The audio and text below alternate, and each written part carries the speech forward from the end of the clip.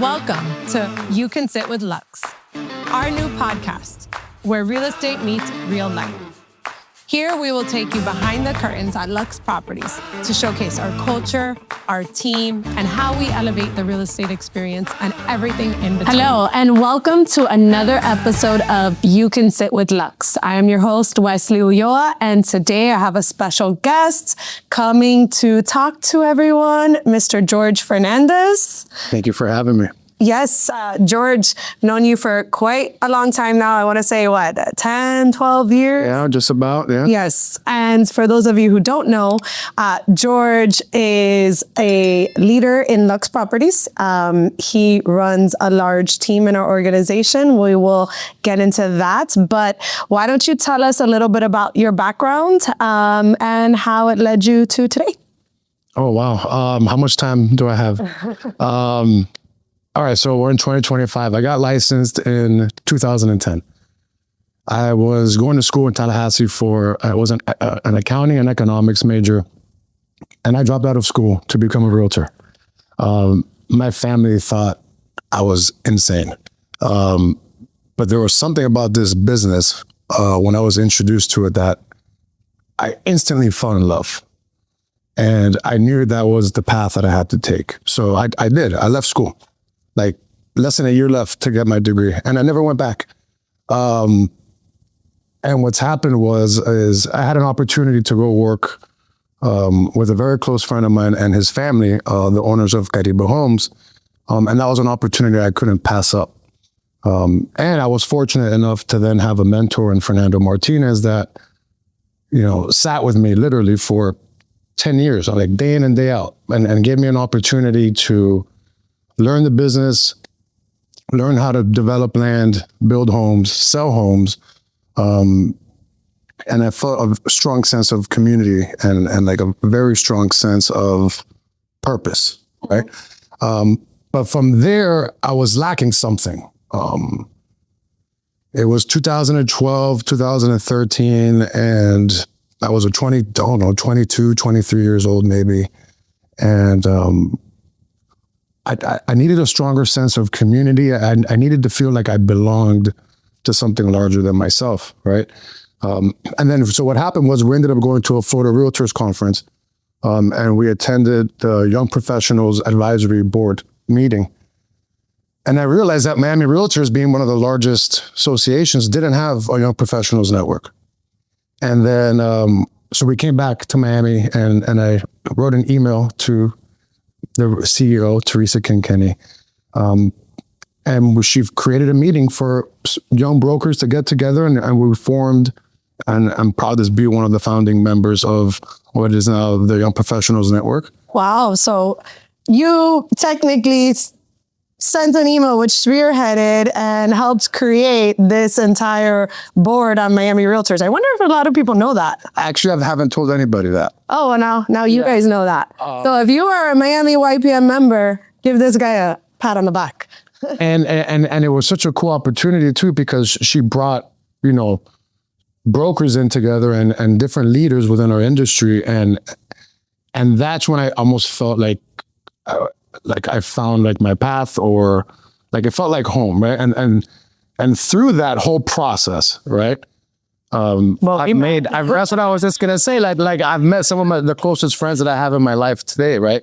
And I've built relationships with people that I would have never met if it wasn't because, just the way that it all played out. I mean, look, even the mother of my children I met at a YPN real estate event, right? So it's one of those things where just like the universe has a funny way of unraveling and playing itself out. And then fast forward 2010 to now 2025, then you also gave me an opportunity to come when I joined LUXE to then, help run your Zillow Flex team.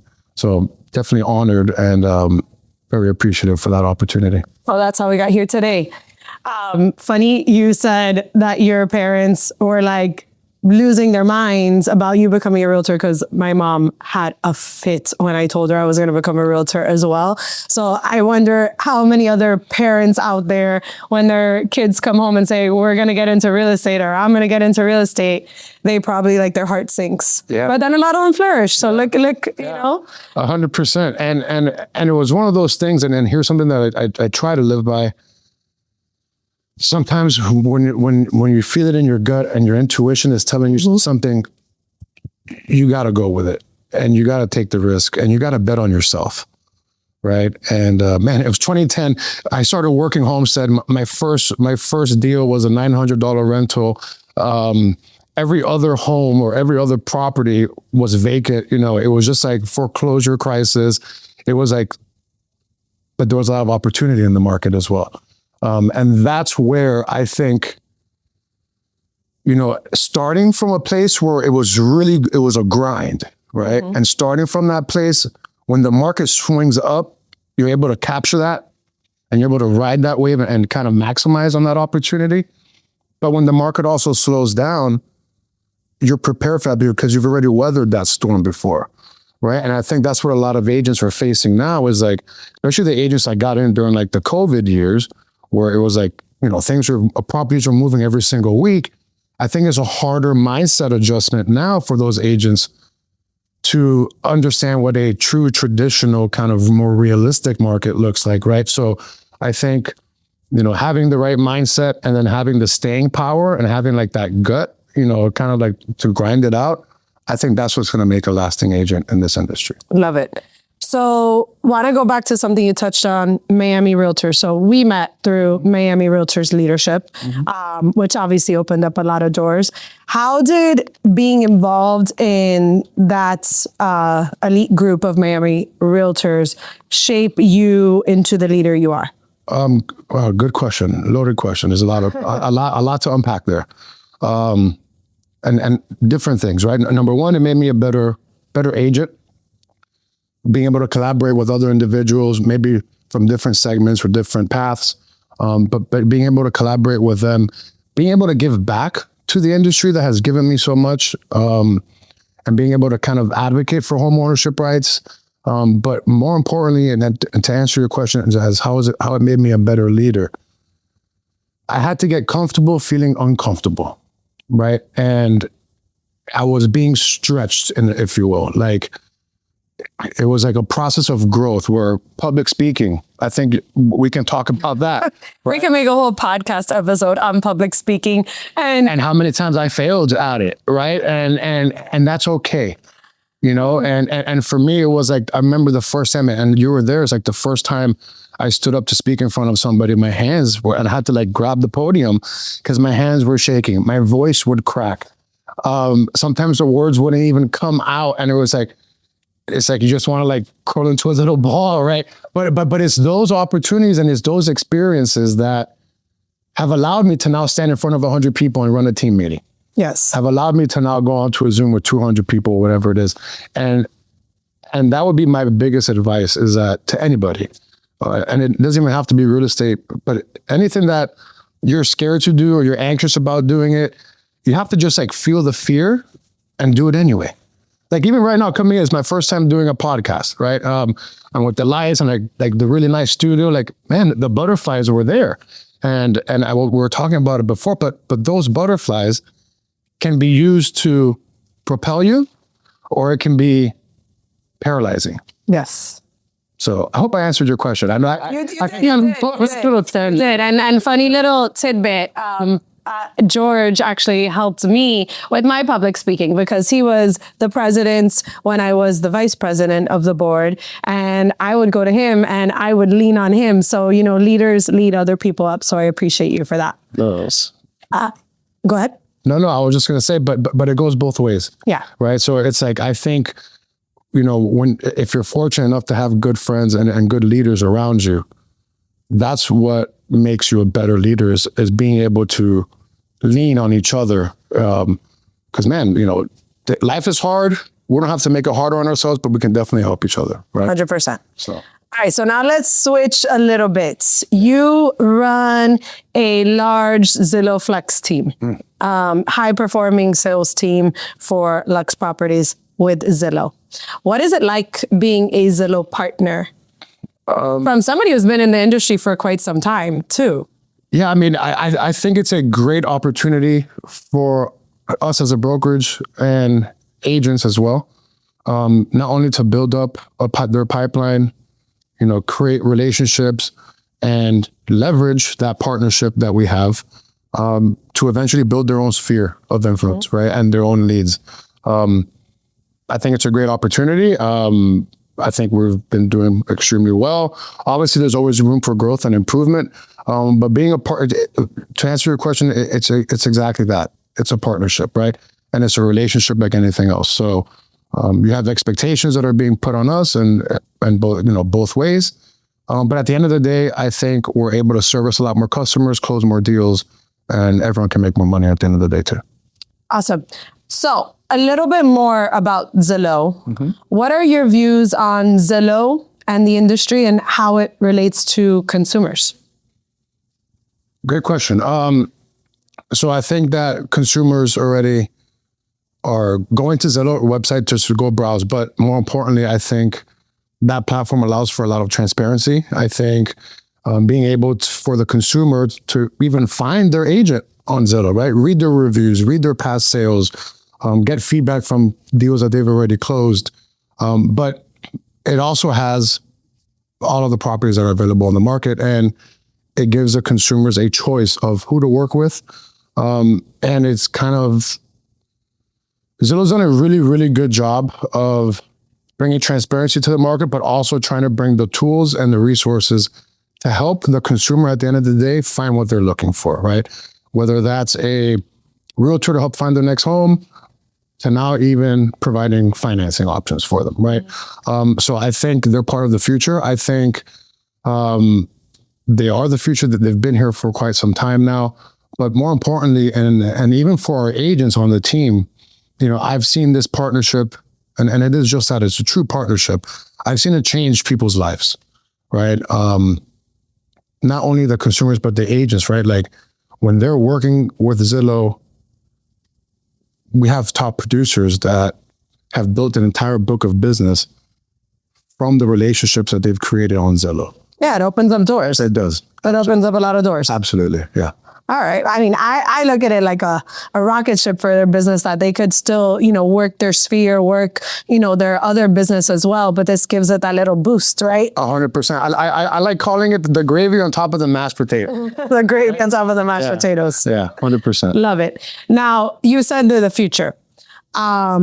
What do you think real estate's going to be like in 5 years for the realtor, right? For the actual realtor, and what are you doing to prepare? So good. And 5 years, and from the last 5 years till now, things have started to shift pretty quickly, right? Definitely a lot more presence of AI, right? It's everywhere now. I can only imagine where that's going to be in 5 years. But at the core of this industry or this business, I believe it's still going to be relationship based, right? Yeah. People still want to meet face to face, look somebody in the eye, meet someone in person. But we also need to learn how to leverage the tools and the technology that we have access to become more efficient agents, and expand more and reach more consumers as well. Awesome. So now we're going to switch gears for a sec. Let's do it. So we covered a lot about your background, the industry, but what is it like day to day running a large team? And, you were previously a solo agent. Then, you now stepped into a role. Tell us a little bit about the difference operating from one to the other. Yeah. So running a large team it's about the members on the team, right? And it's knowing the different personality types. It's knowing coaching opportunities, mindset opportunities. And it's kind of like you're playing offensive coordinator, right? For those football fans out there, right? And it's about knowing who your players are on the team and who's on the field and how we can coach them up to be better every single day. And that's really what it is, right? So it takes the focus off of me, and the focus now goes to how can I help this agent or this, team member, how can I help them take their business to the next level? Yeah. And I love the football analogy because I love, a successful team, your stars, everybody shines. Yeah. Your stars get better. Your weaker links get better. Everybody builds together to build something special and achieve something. So that's one of my favorite things about, seeing a team succeed is how it just makes everybody better. Now your weak links could bring you down, but then also once you're operating at optimal, how would I say this? Like procedures or the way, that. And the systems and the processes are already flowing but to that point too, right? It also goes both ways, right? Because when you're around other people that are working extremely hard, at least in my experience, it motivates to work harder, right? So even from a leadership perspective, right? Even with us and within the brokerage, seeing how hard you work and your dedication to the company inspires me to work harder, right? And I think that rolls downhill in the sense that the team members that maybe are just new on the team and they're watching the work that everyone else puts in and we're celebrating each other's success and the wins, they feed off that. And you take that energy and you kind of use it to kind of fuel your gas tank, if you will, right? And the biggest issue I had as a solo agent was that real estate, I believe that especially if, you're not making any money, you're having a difficult go at it, real estate can feel pretty lonely pretty fast, right? Yeah. And I think being part of a team kind of, there's almost like a strength in numbers. 100%. Right? 100%. And now team members are able to collaborate, lean on each other, learn from each other. So it's a nice, like a symbiotic relationship that happens there. Yeah. And real estate can get lonely, or you could be like riding that real estate roller coaster is what I call it, right? And I feel like joining a team allows you to kind of get off that roller coaster if you use it to the best of your ability. If you know how to plug in and get the most out of it, you get off that roller coaster because I don't want to be on a roller coaster. No. Like I'll ride it for an hour, but I don't want to be on it for a day. No, but not even an hour. That's kind of rough. Yeah, no, but it's just that, right? And it's an accountability part to it, right? Where when you're on a team and you're being held accountable, and you know that if I don't come through for something, now I'm letting somebody else down. At that point, it kind of gives you that extra gear to keep going. 100%. So now let's talk about people on the team or agents on the team. What qualities make a successful agent? Okay, good question too. I think first and foremost, you have to love this business. Like you have to love this business, right? But the qualities, right? Man, you just have to have the determination, the gut, the grit, the staying power. I've seen agents that brand new, maybe a year, 2 years licensed, that are finding the most success on the team because they're dedicated, they're disciplined, and they're consistently consistent. I think that's the biggest key that you need to have is because, especially in a market like right now, right? What you're doing today, you're not going to see for 90, 120, maybe even 180 days, right? So it's how do you keep that mindset going to stay productive, stay engaged, and stay sharp, and stay driven when maybe the results are not happening as soon as you'd like to see them. Yeah. Right? Everybody loves the instant gratification, and this is not an instant gratification business. No, and this is, we're playing the long game here. Mm-hmm. Right. So those agents that have that mindset, and really, I think it's a mindset, right? Because from an education standpoint, you can go ahead and learn everything that you need to know about, negotiating, and you can learn the skill of sales, and you can know your contracts, and you can know your numbers. But I think it's about having the right expectation, the right mindset, so that you can see the fruits of your labor, if you will. But knowing that it's going to take 3-6 months to really kind of get your business going. Now, we talked about what makes an agent great. Mm-hmm. What are some of the mistakes agents make? Oof. I think it kind of ties into that, right? The mistakes that agent makes, lack of follow-up. I was hoping you would say that. But that's Didn't know if you would, but it's really, that is so real and raw. but it's really that simple, right? Like I think, you know, calling a consumer or calling a customer once or twice, and then just kind of like, this person doesn't want to, you know, transact or doesn't want to buy, and they kind of just let them go. Yeah. And to me, that's the biggest opportunity that I see. That's the biggest mistake. And there's nothing worse than walking out of your own house and you look to your neighbor that you've known for 10 years, and then there's a for sale sign in front of that house and it's not your for sale sign. Right. So it's like not staying in touch with Sphere, not staying in touch with people you've done business with in the past, not following up with leads, just kind of like expecting business to come and gravitate to you is not going to happen. Yeah, I think people could build a business that will gravitate towards them, but I think that takes time and that takes the effort and the energy. But you know, you've invested that time to get those rewards, but we gotta follow up in that process. And I think we're so aligned on that. I think follow up is like the biggest area of opportunity for everybody. Yeah, by far. But next question, let's talk about you being offensive coordinator or coach or whatever, you know, staff position you want to say when you're running a team. You got to make some tough decisions. How do you handle that?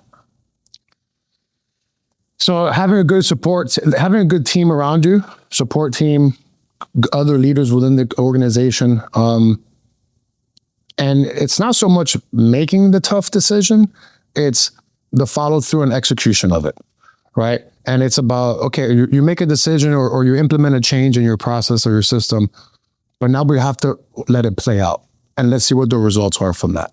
Yeah. So, but it's a team effort, right? But yeah, sometimes you have to make decisions that are tough, but at the end of the day, if you have a clear goal and a clear objective, then the decisions really aren't that hard because the priority is that goal or objective. I love that. I love that. All right, last agent-based question. What is the most rewarding part of seeing an agent who comes onto your team succeed or grow their business? Oh, you know, okay, good. So for me, it's, you know, someone took the opportunity to take a lot of time out of their life to coach me, train me how to become an agent or a good agent. The most rewarding thing is paying it forward. But what I love to see is an agent build their self-confidence, the excitement when they get that first transaction or first deal closed. And then when I see them in the industry and start, you know, really getting into the industry and closing deals and making money, that to me is the most rewarding part. So like watching their self-confidence grow and then, you know, knowing that now they feel that they have a career or a path that they are going to be successful at. Leading others up, like you always have. I love that. Yeah. All right, now it's time for some rapid fire, though. All right, let's do it. So we always like to close out with this. We got a few questions for you. All right. Tell us where you stand. Coffee or espresso? Coffee, black. Black, okay. I would have taken you for like a cafecito person, like espresso, colada. Yeah, but coffee, just because you can like, it's like an enjoying of the, drink it slower. All right. Next one. Late nights or early mornings? Oh, late nights, for sure. Late nights, for sure. Late nights, 100%. Suit and tie or blazer and sneakers? Blazer, sneakers. Yeah. Okay. And jeans. Yeah. All right, but we got you dressed up today? Yeah, today, man, I had to come pay the part too. The last question. FSU or UM? Oh, no, UM, all day. But did you go to FSU? I went to Florida, yes. I went to Florida State University, but I was always rocking my UM gear there. I like that. Miami till you die. Thank you, everyone, for another episode of You Can Sit with Lux. I got to thank George for coming on, sharing all your backgrounds. We appreciate you. Stay tuned for more.